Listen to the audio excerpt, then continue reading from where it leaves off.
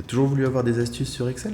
Une des meilleures astuces que je peux te donner, c'est des raccourcis. Un top 15 des raccourcis qui me sont le plus utiles et qui me font gagner un temps précieux. Alors, est-ce que tu es prêt à plonger dans cet océan de productivité où tu te rapproches à chaque clic du statut de maître d'Excel? Est-ce que tu veux faire partie de l'élite des utilisateurs Excel en suivant mon tuto sur les 15 raccourcis qui vont te faire gagner en productivité? Si la réponse est oui, installe-toi confortablement et suis cette vidéo.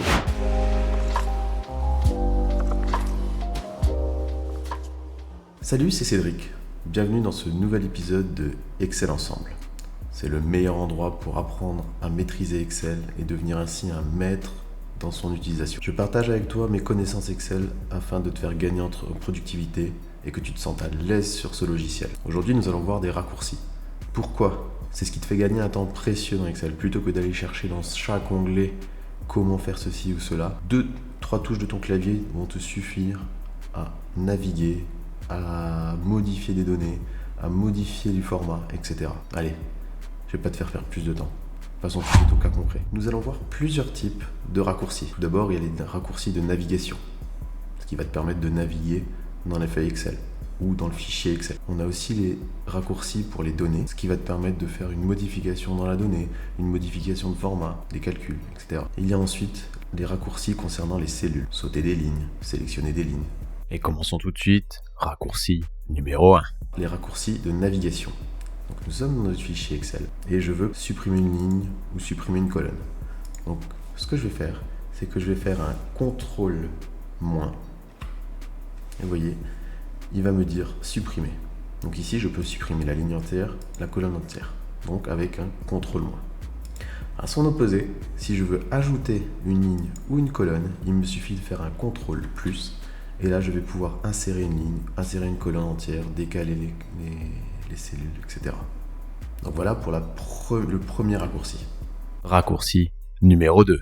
Ensuite, dans le fichier, vous voyez, nous avons toujours une feuille de calcul et nous pouvons en avoir plusieurs. Alors déjà, comment on fait pour en ajouter une? Ce qu'on peut faire, c'est un CTRL F11.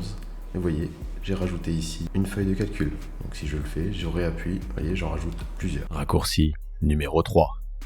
À présent, j'ai donc 5 feuilles de calcul.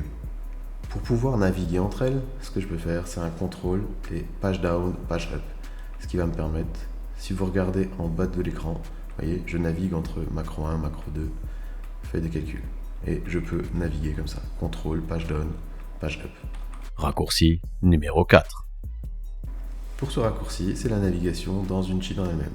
Donc, lorsque je clique sur CTRL avec une flèche, il va essayer d'aller trouver la prochaine case non vide. D'accord? Vous voyez, si je fais un CTRL flèche de bas, il va aller voir la dernière case non vide.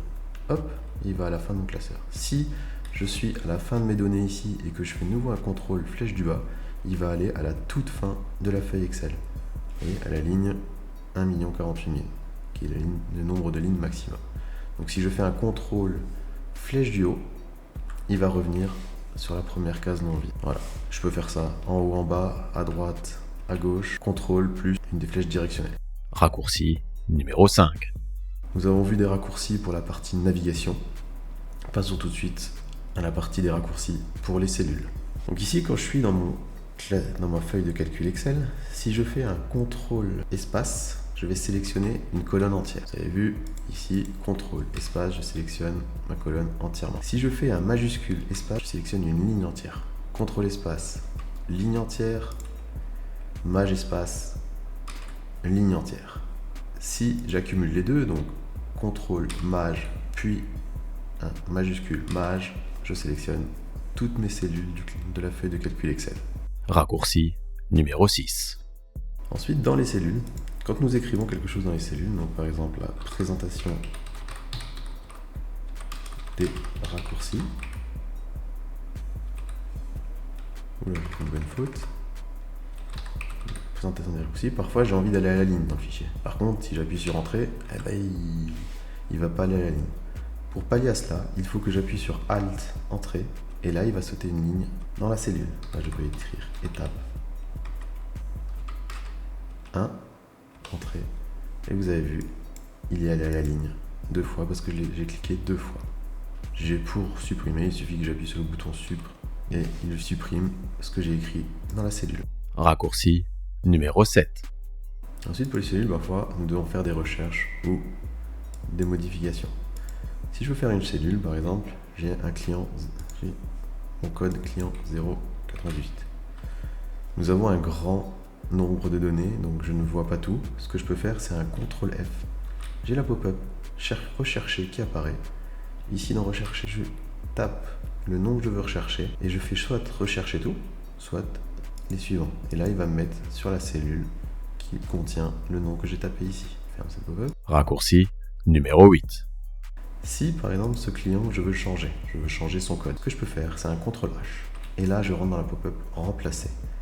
Et donc ici, je tape le nom que je veux remplacer et ce par quoi je veux le remplacer. Par exemple, le 098, il est passé en 198. Donc vous voyez, CLI 098, il passe en CLI 198. Remplacer tout. Et vous voyez, cette action est terminée, un remplacement a été effectué. Je clique sur OK et qu'effectivement, ma case a bien été modifiée. Si je fais un undo, on voit qu'avant c'était 098, je fais refaire, c'est bien 198. Raccourci numéro 9. Il nous arrive aussi de vouloir sélectionner toutes les feuilles Excel ou toutes les données de la feuille Excel. Pour cela, un raccourci très précieux, je vous le promets, c'est quelque chose que j'utilise quasiment tout le temps. C'est le CTRL A. Donc si je me retrouve dans une cellule vide ici, je fais CTRL A, il va me sélectionner toutes les cellules de ma feuille Excel.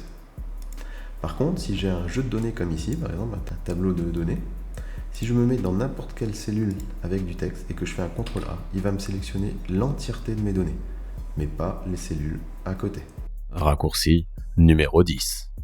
Maintenant, disons que je veux désélectionner la première colonne.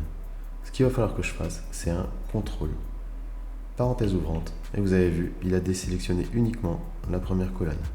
Disons que l'en-tête ne m'intéresse pas non plus et que je veux uniquement les données qui sont ici. Ce que je peux faire, c'est un CTRL, parenthèse fermante, et là il va me désélectionner la ligne. Raccourci numéro 11. Passons tout de suite au raccourci pour les données. Et celles-ci, je peux vous dire qu'elles sont précieuses. Pourquoi ? Parce que lorsque nous sommes dans les données, c'est toujours intéressant d'avoir des raccourcis plutôt que de devoir chercher dans chaque onglet ce que nous devons faire. Si je me mets dans la cellule ici et que je fais un majuscule F3, il va me demander d'insérer une fonction. Majuscule F3, ça va vous permettre d'insérer une fonction dans votre fichier, ce qui est vraiment utile. Raccourci numéro 12. Parfois également, on a besoin de rajouter des commentaires. Donc, un commentaire sur telle ou telle information. Si je me cale ici sur ce montant et que je fais un majuscule F2, vous voyez, il me demande de rajouter un commentaire. Donc ici, par exemple, test de commentaire. Je valide, hop, je retrouve ici, vous voyez, le commentaire est ici. Si je me remets sur cette case et que je refais un majuscule F2, je peux le modifier. Donc ça me permet d'en créer un, et si un commentaire existe déjà, ça me permet de le modifier directement. Raccourci numéro 13. Souvent nos tableaux, nous voulons qu'elles soient en forme de tableau. Ici, mettre sous forme. Un raccourci très simple, CTRL L, et vous voyez, ça nous demande de le mettre en format tableau. Si je clique sur OK, il a choisi par défaut le premier tableau que j'ai dans ma liste, mais ici, je peux choisir ensuite le tableau que je veux, et hop, il est dans un format tableau. CTRL L, ça vous permet de le mettre en format tableau. Raccourci numéro 14. Donc, si je veux faire un graphique, je choisis ici mes données sur lesquelles je veux faire un graphique, et plutôt que d'aller naviguer et ne plus savoir trop où aller dans les onglets, je fais un Alt F1, et vous voyez, ça insère automatiquement un graphique. Raccourci numéro 15. Je ne sais pas si vous avez vu depuis le début de la vidéo, mais j'ai ma colonne date facture qui est dans un format bizarre. C'est tout simplement parce qu'elle est en nombre au lieu d'être en format date.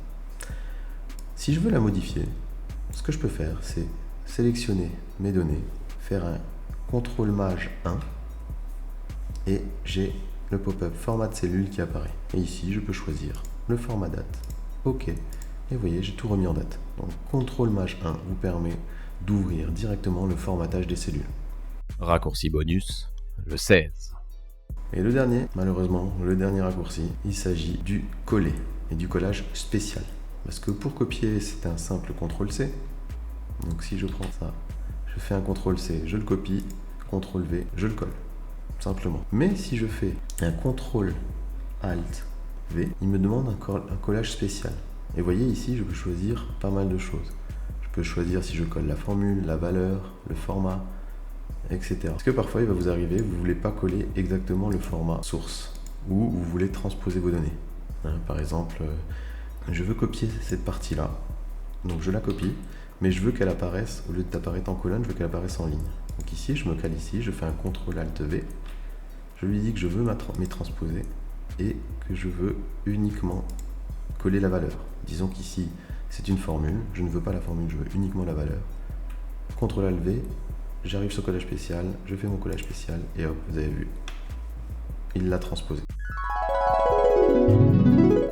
Donc voilà, je vous ai montré pas mal de raccourcis, je pense que je vous en ai même montré plus que 15, je ne les ai pas comptés. Je vous écrirai combien il y en a ici ou ici, je ne sais pas trop quand je ferai mon montage, je vais les compter.